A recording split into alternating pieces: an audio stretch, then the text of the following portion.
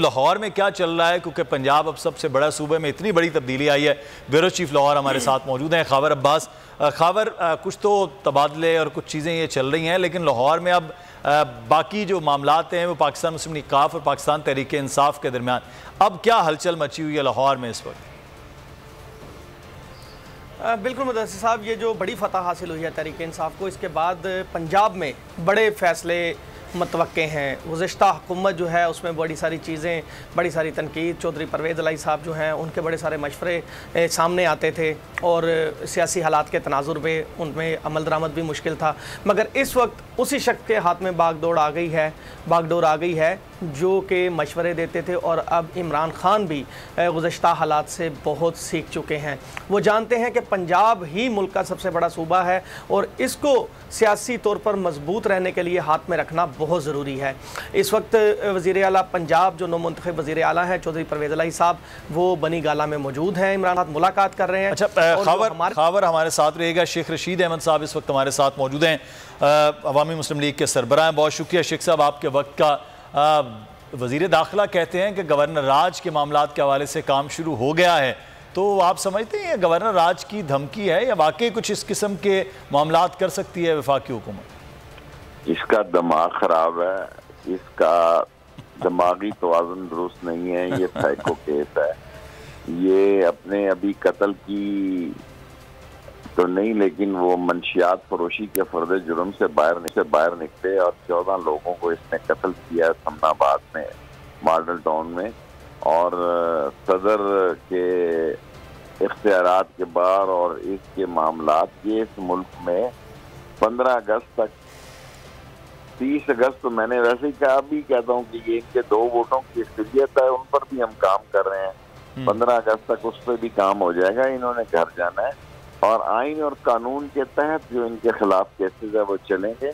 हमने किसी से इंतकाम नहीं लेना, इंतकाम हमारी सियासत का हिस्सा नहीं है। ना इन पर पंजाब में दाखिले पे पाबंदी लगा रहे हैं, वरना तो ये नीम पागल हो जाएंगे सारे।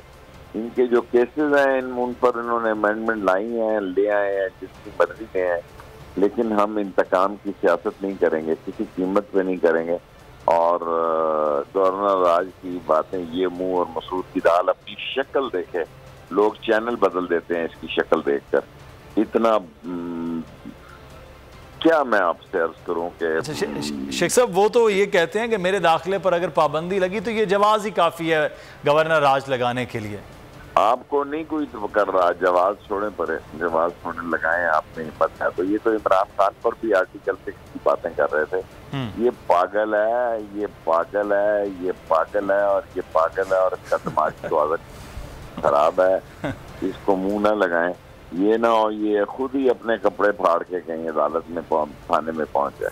Thank you.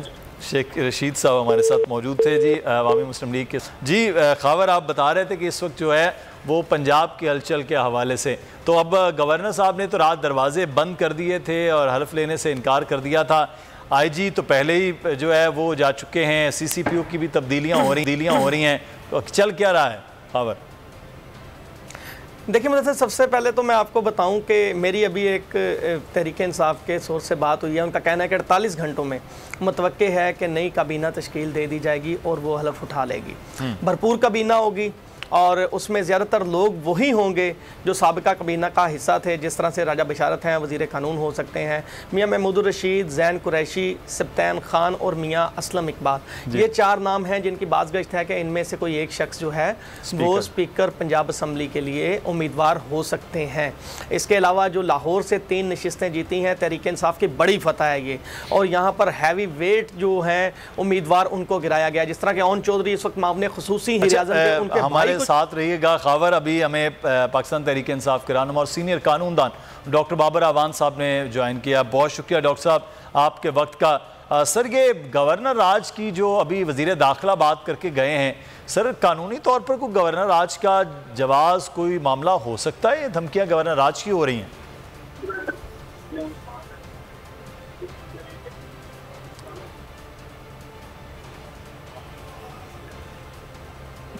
डॉक्टर साहब, आपको आवाज़ आ रही है? डॉक्टर बाबर अवान साहब,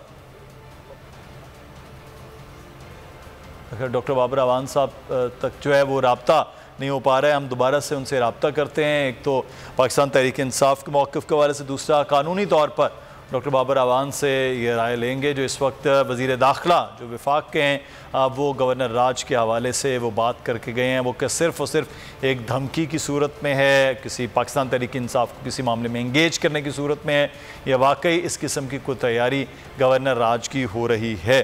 ख़ावर अब्बास, आप कंटिन्यू कीजिएगा जी। मदरसा मैं आपको बताया था कि दो चीज़ें पंजाब में जो है वो सबसे पहले होंगी। एक तो काबीना की तश्कील फौरी होगी, 48 घंटों का बताया गया कि 48 घंटे के अंदर अंदर काबीना तश्कील दे दी जाएगी। अभी जो मुलाकात हो रही है परवेज़ इलाही साहब और इमरान खान साहब के दरमियान, इसमें बड़ी सारी चीज़ें मामला तय पा जाएंगे। और कल मुतवक्के तौर पर वज़ीर आज़म साबका जो है इमरान खान साहब वो लाहौर का दौरा करेंगे और यहाँ पर कैंडिडेट से, उम्मीदवारों से मुलाकात करेंगे और बाकायदा उन्हें जो है वो हदायत जारी की जाएंगी कि आइंदा पंजाब में किस तरह से मामला को लेकर चलना है। दूसरी फौरी चीज़ जो होगी, फैक्ट एंड फाइंडिंग कमेटी जो इमरान खान साहब ने बनाई थी इस हवाले से कि नोट किया जाए कौन कौन से अफसरान, ब्यूरोक्रेसी के लोग, कौन कौन जो हैं वो सियासी जमात की जो है वो एक कारकुन की हैसियत से काम कर रहे हैं और किस तरह से ज़्यादतियाँ कर रहे हैं और किस तरह से गैर कानूनी और गैर आइनी काम करके तहरीक इंसाफ के लोगों को रोकने की कोशिश कर रहे हैं। फौरी तौर पर उनके खिलाफ एक्शन के लिए एक रोड मैप तैयार किया जाएगा और इनको बुलाया जाएगा असम्बली के अंदर। ये चीज़ तयशुदा है। अभी शेख रशीद साहब ने कहा कि वो इंतकाम की सियासत नहीं करेंगे, मगर इंतकाम एक अलग चीज़ है। मगर जो कानून की बालादस्ती है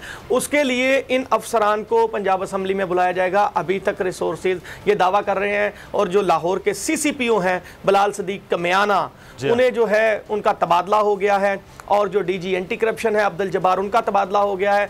इस वक्त जो वज़ीर आला के सेक्रेटरी, प्रिंसिपल सेक्रेटरी जो है वो मोहम्मद खान भट्टी को तैनात कर दिया। ये मामलात कुछ सामने आए हैं। मैं मजीद बात करते हैं। राजा आमिर अब्बास साहब ने भी हमें ज्वाइन किया है, हसीन कानूनदान है। राजा साहब बहुत शुक्रिया आपके वक्त का। सर, इस वक्त सिर्फ एक चीज़ जो है वो गर्दिश कर रही है, वो गवर्नर राज है। गवर्नर राज है, आइनी तौर पर गवर्नर राज के लिए ये वाकई माहौल है? और क्या वफाकी हुकूमत के पास ऐसे इख्तियारात हैं कि वो गवर्नर राज लगा सकती है पंजाब में?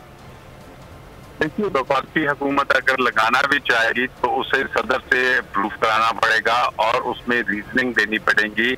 और सदर साहब अगर वापस भेजते हैं तो इसमें काफी टाइम कंज्यूम होगा। तो ये सिर्फ इधर बप्तियां हैं इनकी। अदरवाइज तो आईनी तौर पे अगर गवर्नर राज लगाना है तो क्या कोई ऐसी लॉ एंड ऑर्डर की सिचुएशन है, क्या कोई ऐसी इकोनॉमिक सिचुएशन है, क्या कोई ऐसी चीज है कि जी वफाक और सूबों में कोई इश्यू है, तो विदाउट एनी रीजन अभी तो 24 घंटे भी नहीं हुए तो आप कैसे डिटरमिन कर सकते हैं कि जो वहाँ की सूबाई हुकूमत है जो कि अभी तक बनी भी नहीं और आप उसको खत्म कर रहे हैं, तो इसको तो अदालत में कल 1 मिनट में खत्म कर देगी। और ना ही कानूनी तौर पे अभी सूबाई है कि वजीर आला और उनकी कैबिनेट का वो आएगी अपना काम शुरू करेगी। काम शुरू के बाद अगर इनको कोई उसमें इश्यूज आते हैं तो गवर्नर राज आना कोई आसान काम नहीं। आपके इल्म में होगा, इससे पहले भी गवर्नर राज जब लगा था तो वो अदालतों ने खत्म कर दिया था। तो गवर्नर राज लगाएं, ये जो भी असल तो चाहिए कि इन्हें ग्रेस दिखानी चाहिए। और जो 17 जुलाई को रिजल्ट आए, 15 सीटें जीती भी जाए, उसके बाद जो सुप्रीम कोर्ट ने डिसीजन दे दिया कि जनाब जिसके 186 वोट्स हैं, ऑब्वियसली वो 179 से ज्यादा है और ज्यादा